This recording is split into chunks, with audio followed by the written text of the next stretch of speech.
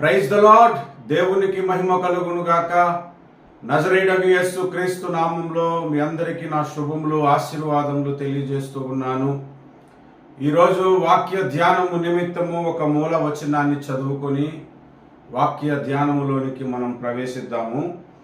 దానియేలు గ్రంథము 6వ అధ్యాయము 16వ వచనములో ఆఖరి భాగమును చదువుతున్నాను.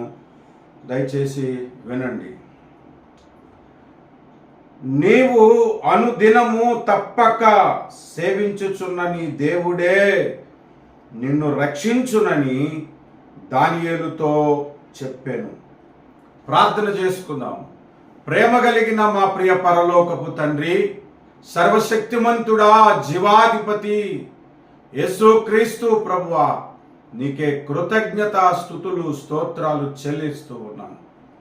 చదవబడిన లేఖన భాగములో నుండి నాతో, మా అందరితో, వింటున్న వారందరితో మాట్లాడి మీ వాక్యము చేత ఆదరించి బలపరచమని మా రక్షకుడు మీ ప్రియ కుమారుడైన యేసు నామమున ప్రార్థన చేస్తున్నాను పరమ తండ్రి, ఆమేన్.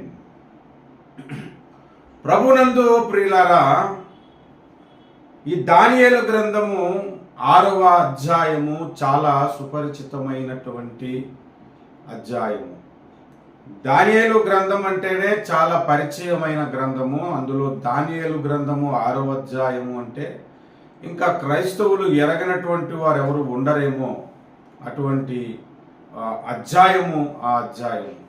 అయితే ఇందులో నుంచి దేవుడు నాకు ఇచ్చిన ఒక తలంపును మీ మధ్యకు తీసుకురావాలని, ఒక థాట్ను మీ దగ్గరకు వాక్య రూపంలో పంచుకోవాలని దేవుని ఆత్మచేత నేను ప్రేరేపించబడుతున్నాను. బబులోను దేశంలో దేశద్రోహులను కానీ, నరహంతకులను కానీ, దొంగలను కానీ వారు శిక్షించాలి అని అనుకుంటే వారు శిక్షించే విధానము ఎలా ఉంటుందనంటే సింహాల బోనులో వారిని పడేస్తారు. కొన్ని దేశాలలో ఉరిశిక్ష వేస్తారు, కొన్ని దేశాలలో సిలువ వేసేవారు. ఆ దినములలో రోమా ప్రభుత్వం అయితే సిలువలు వేసేది. మరి కొంతమంది అయితే వారిని గొలుసులతో బంధించి బండకేసి కట్టేసేవారు. మరి కొంతమందిని గొంతు కోసేసేవారు. ఇలాగో అనేక విధాలుగా మరణశిక్షలు విధించేవారు అన్నమాట. మరణశిక్షలు విధించేవారు. బబులోను దేశములైతే అలా కాదు. రాజు కొన్ని సింహాలను పెంచుతుండేవాడు. దానికి ఆహారముగా ఈ ఖైదీలను వేసేస్తారు. అది బబులోను దేశంలో ఉన్న పద్ధతి. సో ఒకరోజు దానియేలు మీద కుట్ర జరిగింది. మనందరికీ అది తెలుసు.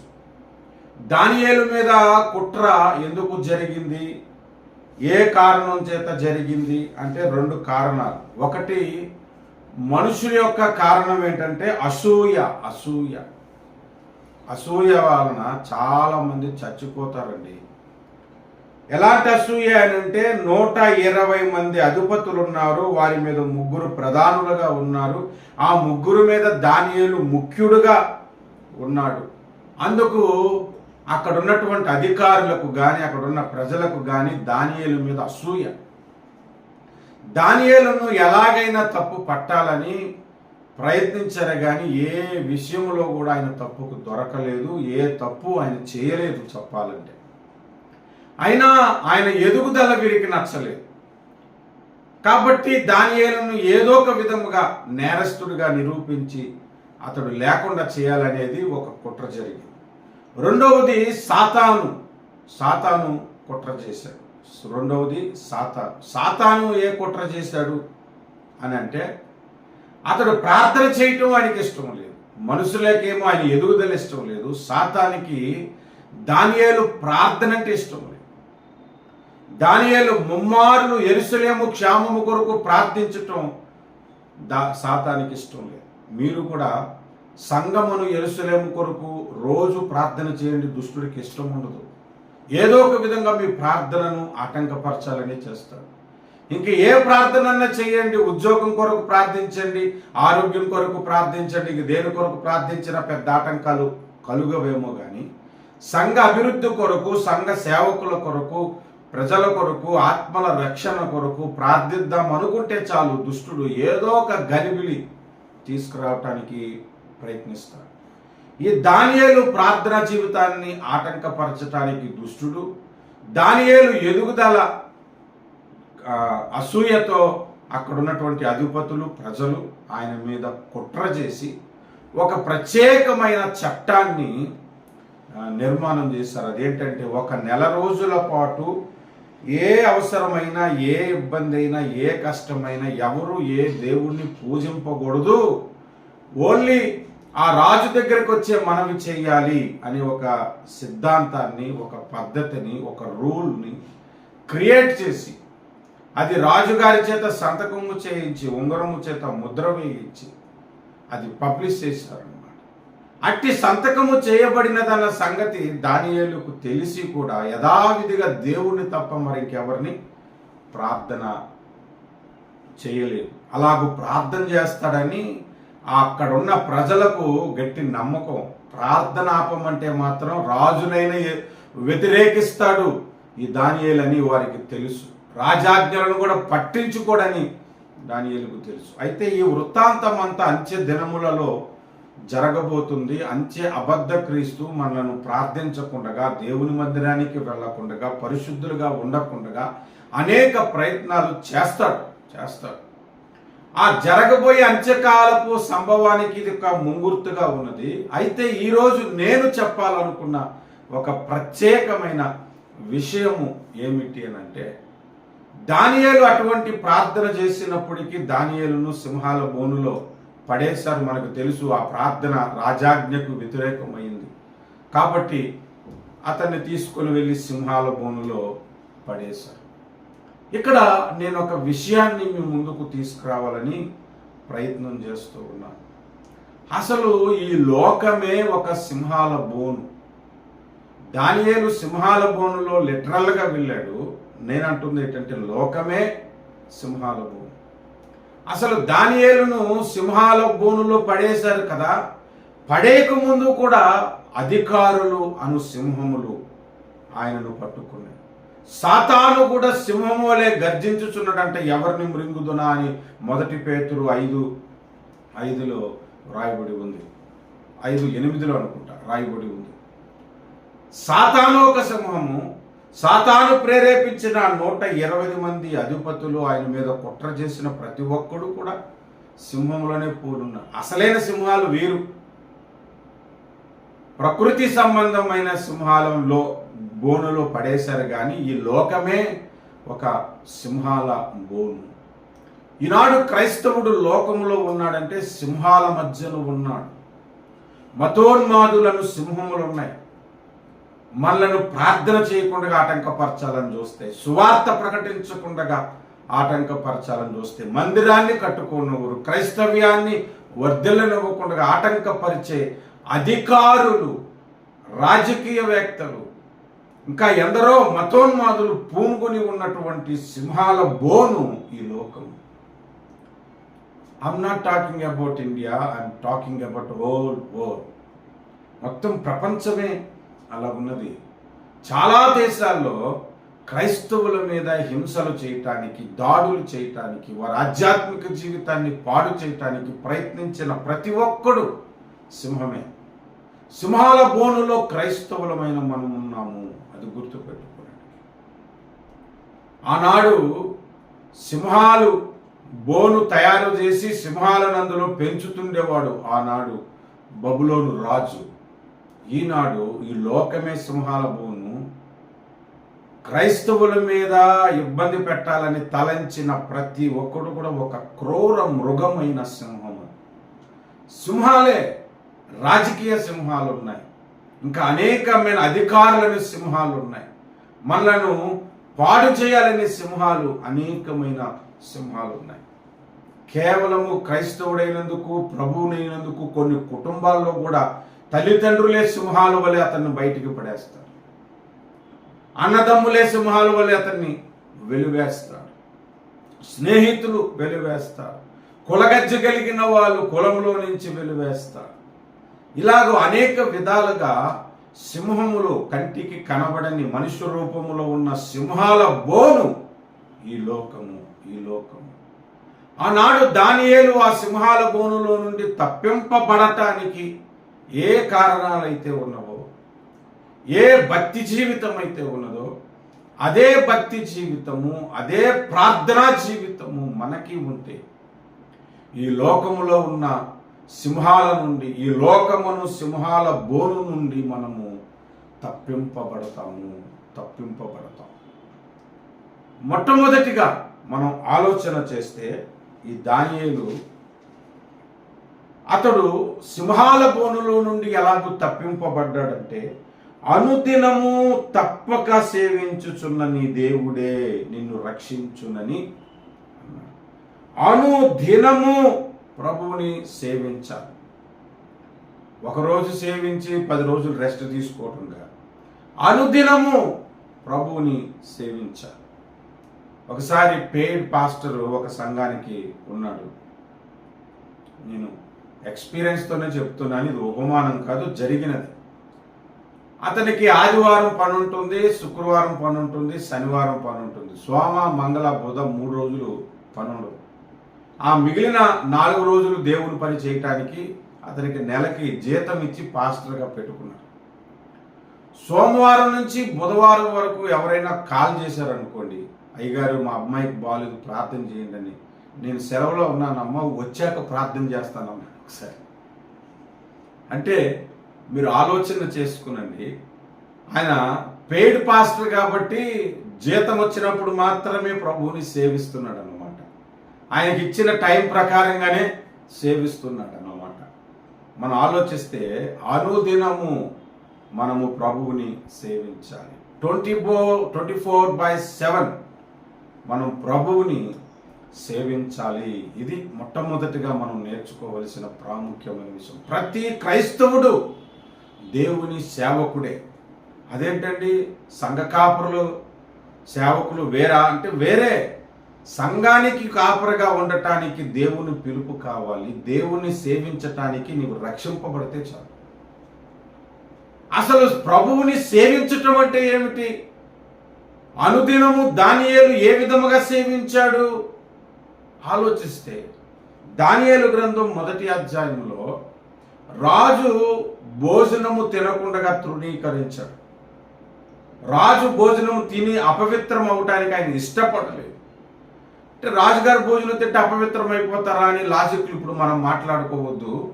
ఎందుకంటే అపవిత్రము పాత నిబంధన ప్రకారం అవుతారు. ఎందుకంటే ఇశ్రాయేలీలకు కొన్ని తినొచ్చు, కొన్ని తినకూడదనే నియమ నిబంధనలు లేవీ కాండంలో ఇవ్వబడింది. మరి అన్యరాజు ఆ పద్ధతులేం పాటించే ఇష్టానుసారమైన భోజనం అక్కడ ఉంటుంది కాబట్టి అందులోని దేవుడు తినొద్దన్నవి ఏమైనా ఉండి నేను తింటే అపవిత్రునవుతానని దానియేలు వాటిని రిజెక్ట్ చేసి పరిశుద్ధంగా ఉండటానికి ఇష్టపడినవాడు. అంటే ప్రభువుని సేవించుట అంటే అర్థం ఏంటో తెలుసా? పరిశుద్ధత నీవు కలిగి ఉండుట, మొదటగా ప్రభువుని సేవించుట. ఇది అనుదినము ఉండాలా లేదా ఏదో ఒక రోజు ఉంటే సరిపోతుందా? ఆదివారం మాత్రమే పరిశుద్ధులం అయితే సరిపోతుందా? శుక్రవారం ఉపవాస ప్రార్థన కూటం పెట్టుకున్నప్పుడే పరిశుద్ధులం అయితే సరిపోతుందా? 24/7 పరిశుద్ధతగా ఉండాలా? అనుదినము ప్రభువుని సేవించటం అని అంటే అనుదినము మనం పరిశుద్ధముగా ఉండుట. అనుదినము ప్రభువుని సేవించుట అని అంటే దానియేలు ముమ్మార్లు ప్రార్థన చేశాడంట. అంటే అనుదినము ప్రార్థనా జీవితం ఉండుట, ప్రభువుని సేవించుట. ఇది ఓన్లీ పాస్టర్స్ అయినా చేసేది, విశ్వాసులు చేయరా? సేవించటం అంటే ఏంటో అర్థం చేసుకోవటానికి మాటలు చెప్తున్నా. అనుదినము నీవు పరిశుద్ధంగా ఉండాలి, అది ప్రభువుని సేవించుట. అనుదినము నీవు ప్రార్థన జీవితము కలిగి ఉండాలి, అది ప్రభువుని నీవు సేవించుట. హెబ్రీ పత్రిక 11:33లో ఇంకొక మాట రాయబడి ఉంది, మీరు చదువుకునండి. హెబ్రీ పత్రిక 11వ అధ్యాయం అంతా విశ్వాస వీరుల గురించి రాయబడింది. హేబేలు దగ్గర నుంచి ప్రారంభమయ్యి మోషే వరకు ప్రతి భక్తుని పేరు చెప్పుకుంటూ వచ్చి మోషే తర్వాత ఇంకా పేర్లు చెప్పటానికి వల్లపడక ఇంకేమని నేను చెప్పుదును? కొందరు విశ్వాసమును బట్టి రాజ్యములను జయించిరి, కొందరు విశ్వాసమును బట్టి సింహములను జయించిరని హెబ్రీ పత్రిక 11:33లో రాయబడి. అంటే దానియేలు సింహాలను జయించాడు, సంసోను సింహమును చీరేశాడు, బెనాయా సింహమును చీరేశాడు. ఇలాగూ సింహములను జయించినటువంటి వారు విశ్వాసముతో చేశారని ఆ మాట మనకు చెబుతుంది. అంటే దానియేలు విశ్వాస వీరుడు, విశ్వాసము కలిగిన వాడు. ఆయనలో మొట్టమొదటిది పరిశుద్ధత, రెండవది ప్రార్థన, మూడవది విశ్వాసము. విశ్వాసముతో సింహములను జయించాడు. ఈ విశ్వాసము కూడా 24/7 ఉండాలి. అనుదినము ప్రభువుని సేవించుట. అంటే విశ్వాసం ఈ రోజు ఉంటే రేపు ఉండకూడదని కాదు. విశ్వాసము ఒక పని మీద ఉంటే ఇంకో పని మీద ఉండకూడదని కాదు. ప్రతి పని విశ్వాసముతో ప్రభు దగ్గర మనం సాధించుకోవాలి, ప్రభు దగ్గర కార్యమును జరిగించుకోవాలి. విశ్వాసం అనేది 24/7 నీలో ఉండాలి. పరిశుద్ధత అనేది 24/7 నీలో ఉండాలి. ప్రార్థన, దానియేలు 3 మార్లు ప్రార్థన చేశానని ఉంది కదా, 3 సార్లు ఉంటే సరిపోతుందని కాదు. అసలు ప్రార్థన అనేది 24/7 నీకు ఉండాలి. మీరు విసుగక నిత్యము ప్రార్థన చేయుటకు ఆయన ఈ ఉపమానము చెప్పినని లూకాసు వార్త 18:1లో రాయబడి ఉంది. అక్కడ టైం ఫిక్స్ చేయలేదు. 24 గంటలు మన ఛానల్ ఒకటి దేవునికి కనెక్ట్ అయి ఉండాలి. మీ ఇంట్లో ఫ్రిడ్జ్ మీరు ఊర్లో ఉన్నా లేకపోయినా 24/7 ఆన్లోనే ఉంటుంది కదా. దాని ప్లగ్ తీసుకెళ్ళి ఆ ప్లగ్ పాయింట్లో పెట్టే ఉంచుతారుగా, దాన్ని ఆన్ ఆఫ్ చేయరు. ఫ్యాన్ అయినా ఆన్ ఆఫ్ చేస్తారు, ఏసీ అయినా ఆన్ ఆఫ్ చేస్తారు, లైట్లు ఆన్ ఆఫ్ చేస్తారు. కానీ ఫ్రిడ్జ్ 24/7 ఆన్లోనే ఉంటుంది మన ఇళ్ళలో. అలాగే మనము 24/7 దేవునితో కనెక్ట్ అయ్యే ఉండాలి. Until second coming of Jesus Christ, until your death మనం 24/7 దేవునికి కనెక్ట్ అయి ఉండాలి.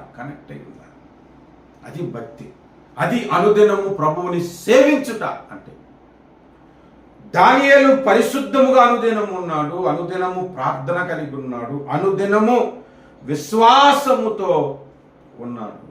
ఇంకొక మాట మనం జ్ఞాపకం చేసుకుంటే దానియేలు 6:22లో నేను నా దేవుని దృష్టికి నిర్దోషినిగా కనబడితిని గనుక అన్నాడు. దేవుని దృష్టికి నువ్వు ఎప్పుడు నిర్దోషిగా ఉండటము, అనుదినము ఆయనను సేవించుట, అనుదినము ఆయనను సేవించుట అని అర్థం. కనుక ప్రియులారా, అనుదినము మనము ప్రభువుని సేవిస్తే ఈ లోకమును సింహాల బోను నుండి మనము తప్పింపబడతాము. విశ్వాసము సింహముల నుండి తప్పిస్తుంది, ప్రార్థన సింహముల నుండి తప్పిస్తుంది, పరిశుద్ధత సింహముల నుండి తప్పిస్తుంది. ఇవి లేకపోతే ఈ లోకంలో ఉన్న సింహములు, అది మతోన్మాద సింహములైన, రాజకీయ సంబంధమైన సింహములైన, కుటుంబ సభ్యులైన, స్నేహితులైన, నీ భక్తి జీవితానికి ఆటంకపరిచే ఏ వ్యక్తి అయినా, ఆఖరికి సాతానైనా నీ ఆధ్యాత్మిక జీవితాన్ని తినేస్తాయి, పాడు చేస్తాయి, నిన్ను ఆత్మీయముగా చంపేస్తాయి. అలాగూ సింహాల బారిన నీవు పడకుండా ఉండటానికి అనుదినము నీవు ప్రభువుని సేవించాలి. ఇంకా గ్రేట్ థింక్ ఏమిటంటే, అది గ్రేట్, ఒక గొప్ప విషయము ఏమిటి అంటే, దానియేలు దేవుని చేతిలో ఉన్నాడు. ఎందుకు అంటే, నేను ఈ విషయం చాలాసేపు చెప్పాను. 104వ కీర్తన 21వ వచనంలో సింహములు ఆయన చేతిలో నుండి ఆహారము తీసుకొని చూచుచున్నవి అని ఉన్నాయి.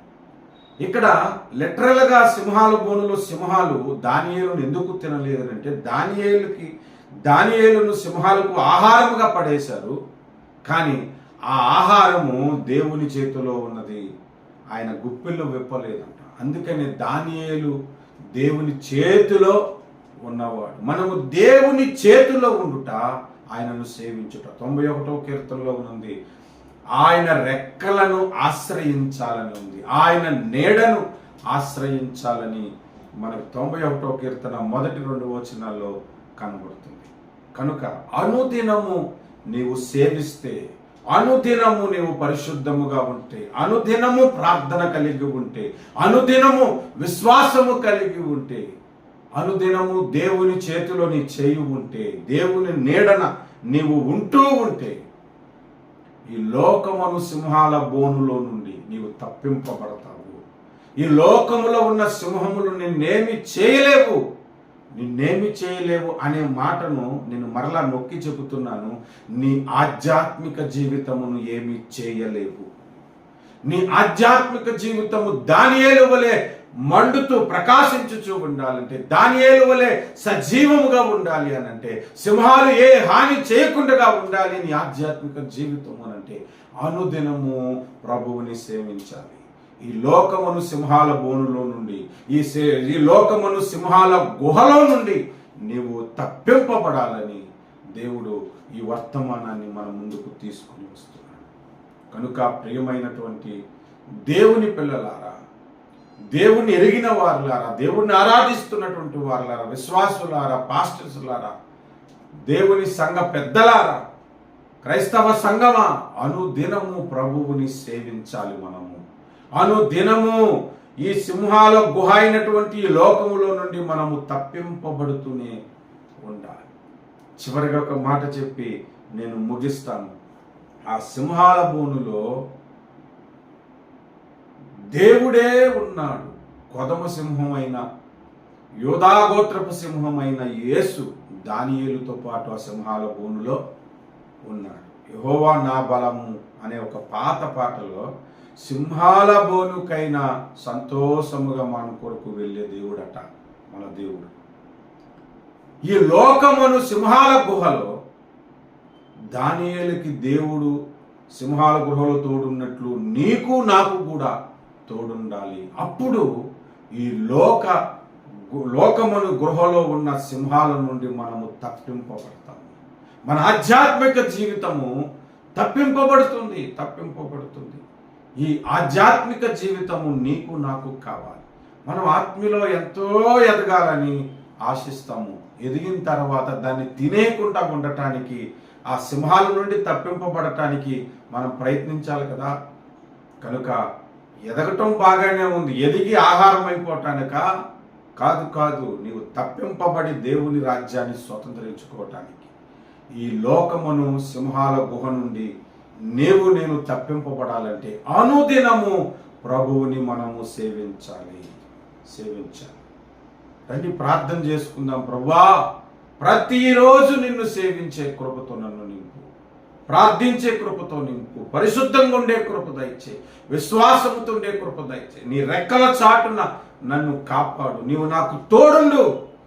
ఈ అనుభవాలు నాకు కావాలని మోకరించి ప్రార్థన చేసుకుందాం. ప్రేమ కలిగిన మా తండ్రి, సహాయం చేయండి అయా. నీతో సహవాసం, నీ తోడు నాకు అవసరం.